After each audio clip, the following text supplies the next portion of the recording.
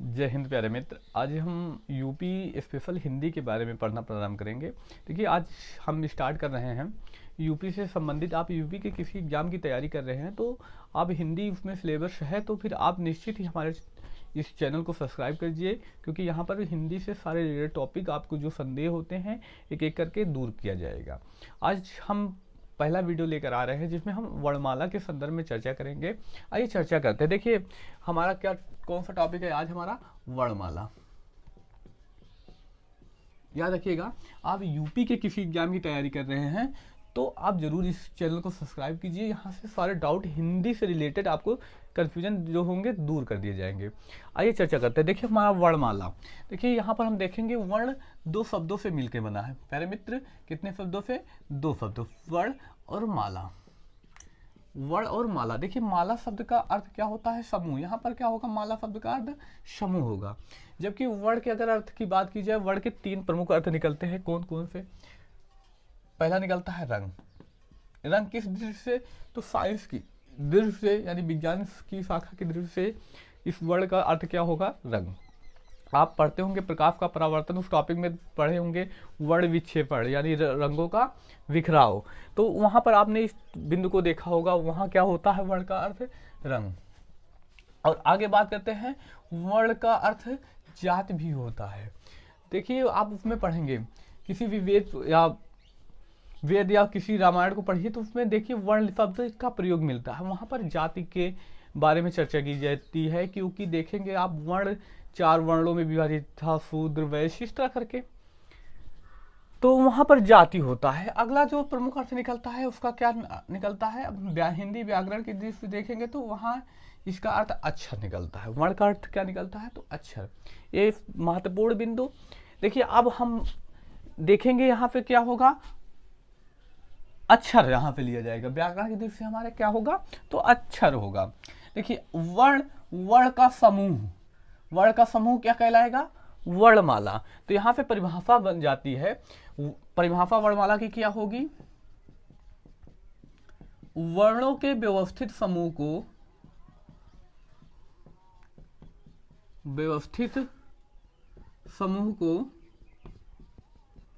वर्णमाला कहते हैं। वर्णों के व्यवस्थित समूह को क्या कहा जाता है? वर्णमाला कहा जाता है। देखिए, व्यवस्थित समूह का कहने का तात्पर्य, क्यों हमने नहीं कहा कि वर्णों के समूह को? देखिए, व्यवस्थित समूह का मतलब यह है कि किसके बाद कौन सा शब्द आना चाहिए। जैसे हम देखते हैं हिंदी भाषा में तो आ, इधर लिखें आ के बाद बड़ा आ आता है, उसके बाद ई आती है। इसी प्रकार हम स्वर जब समाप्त करते हैं तो का, खा, ग, घा एक क्रम में आता है। ऐसा ही नहीं कि का के बाद गा आ जाए या आ के बाद का आ जाए। तो एक निश्चित व्यवस्थित समूह जो होगा वो क्या कहलाएगा? तो वर्णमाला कहलाएगा। तो याद रखिएगा, अगर पेपर में पूछा जाता है वर्णमाला किसे कहते हैं तो प्रश्न ऑप्शन में जरूर पहला ही ऑप्शन यहाँ तक रहेगा, वर्णों के समूह को वर्णमाला कहते हैं। लेकिन ध्यान रखिएगा, अगर ऑप्शन में है वर्णों के व्यवस्थित समूह को वर्णमाला कहते हैं तो पहला कौन सा ऑप्शन सही होगा? वर्णों के व्यवस्थित समूह को वर्णमाला कहते हैं। अब वर्णों के व्यवस्थित समूह को हमने चर्चा कर ली, क्या कहा जाता है? वर्णमाला कहा जाता। तो वर्ण होते कौन है? वर्ण कौन है? वर्ण क्या है? तो याद रखिएगा, जो हम भाषा की सबसे छोटी इकाई, भाषा की सबसे छोटी इकाई, देखिए वर्तनी की दृष्टि से इकाई ऐसे सही लिखा जाता है, ऐसे नहीं लिखा जाता है। इकाई एक गलत होता है। इकाई वर्तनी की दृष्टि से कुछ ऐसे लिखा जाता है। देखिए, यहाँ पर वर्ण भाषा की सबसे छोटी इकाई। अब देखिए, भाषा की सबसे छोटी इकाई, तो भाषा की दो छोटी इकाई होती हैं। एक तो मौखिक, यानी जो हम बोल रहे हैं, दूसरी कौन सी? लिखित। तो यहाँ पर मौखिक होगी या लिखित? तो यहाँ देखिए, हम लिख रहे हैं तो यहाँ पर कौन सी होगी? भाषा की सबसे छोटी लिखित इकाई। वैसे पेपर में यही प्रश्न पूछता है, भाषा की सबसे छोटी इकाई, तो वहां पर वर्ण, क्योंकि हमें लिख कर बताना होता है, ऐसा नहीं हमें बोल कर बताना होता है। अगर बोल कर बताना हो तो वहां पर क्या हो जाएगा? ध्वनि हो जाएगा। इसको भी लिख लेते हैं, ध्वनि। मौखिक भाषा की सबसे छोटी इकाई, मौखिक भाषा की सबसे छोटी इकाई क्या कहलाएगी? ध्वनि कहलाएगी। और ये लिखित इकाई होती है। अगर लिखित इकाई भी ना दे तब भी हम क्या सही मानेंगे? तो वर्ण ही सही मानेंगे। अब देखिए वर्णों का समूह वर्णमाला हो गया व्यवस्थित समूह।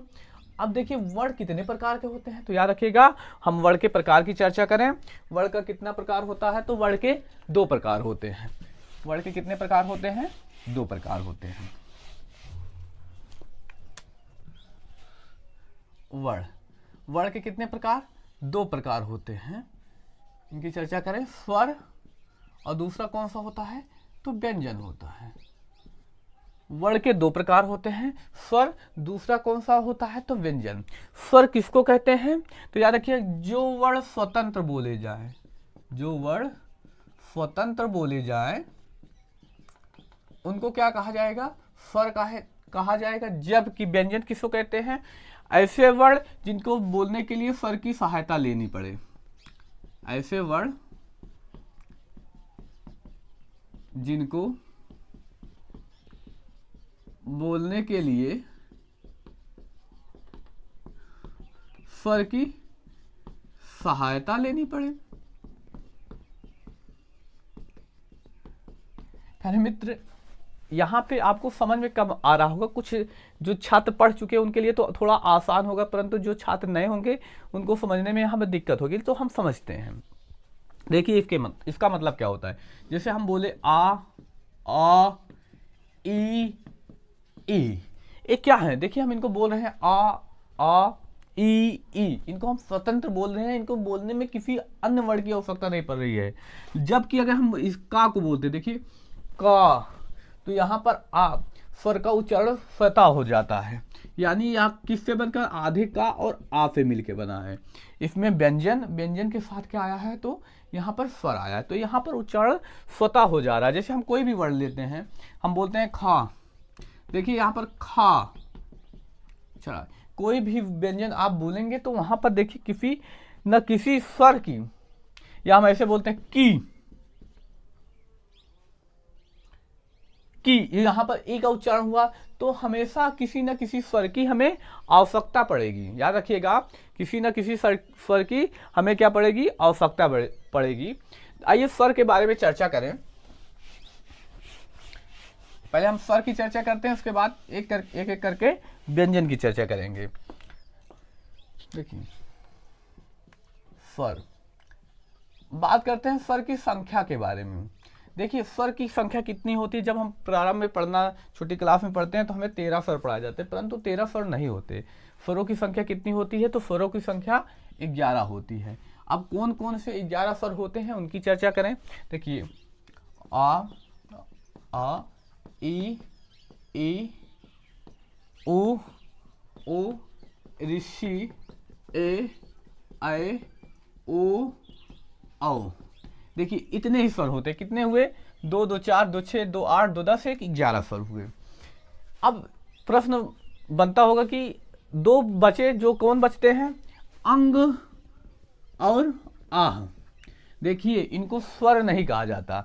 इनको क्या कहा जाता है? तो इनको अयोगवाह कहा जाता है। क्या कहा जाता है? तो अयोगवाह कहा जाता है।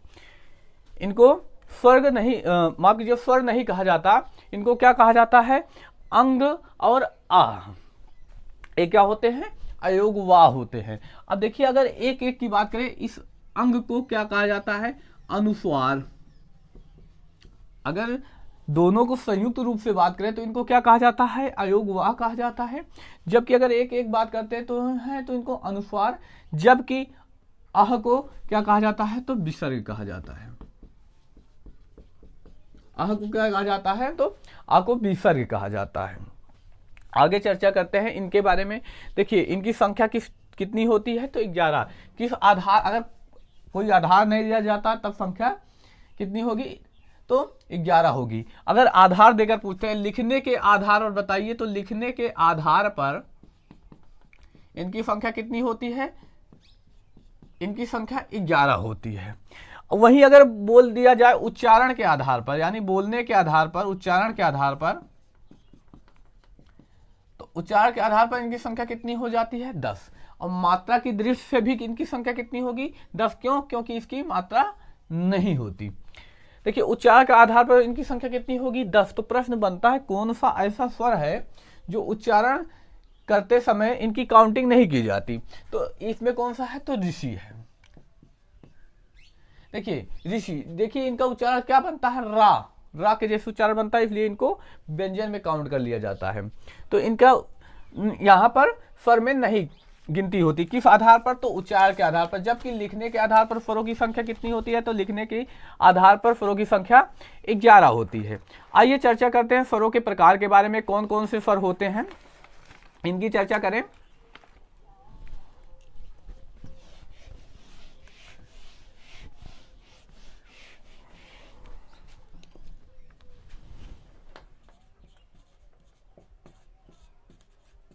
स्वरों के प्रकार हम चर्चा करते हैं।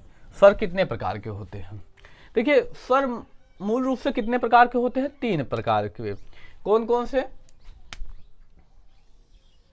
पहला आता है ह्रस्व स्वर, दूसरा कौन सा? दीर्घ स्वर, और तीसरा कौन सा होता है? प्लुत स्वर। कौन कौन से आते हैं इसमें? ह्रस्व स्वर में तो जितने भी छोटे होते हैं आ, ई, उ और ऋषि। देखिए जो ह्रस्व स्वर होते हैं इनको मूल स्वर भी कहते हैं। क्या कहा जाता है? मूल स्वर भी कहते हैं। आगे बात करते हैं दीर्घ स्वर। दीर्घ स्वर किनके योग से, कौन कौन से होते हैं? तो आ, ई, उ, ए, ऐ, ओ और औ। कितने हुए? 2, 2, 4, 2, 6, 7, 7, 4, 11 हो गए। तो अब प्रश्न बनता है प्लुत कौन से होते हैं? वो सारे स्वर इसमें आएंगे जिनको थोड़ा लंबा हम बोलते हैं। जैसे हमने सुना होगा ओम। ओम को देखिए क्या होता है? लंबा बोलना पड़ता है। इनकी अगर परिभाषा की बात करें, ऐसे स्वर जिनको बोलने में 1 मात्रा का समय लगता है, ऐसे स्वर जिनको 2 मात्रा का समय लगता है बोलने में। प्लुत की बात करें तो ऐसे स्वर जिनको 2 मात्रा से अधिक स्वर लगता है, समय लगता है।